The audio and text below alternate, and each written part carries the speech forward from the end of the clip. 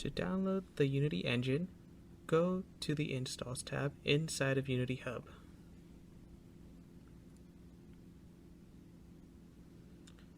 Go to the blue button labeled with Install Editor in the top right corner.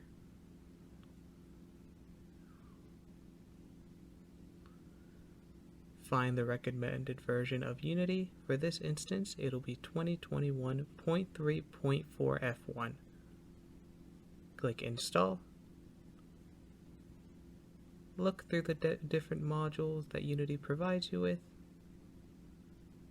and select any that you would like.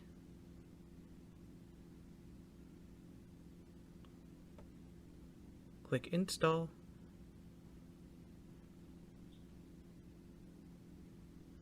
And Unity should begin to download.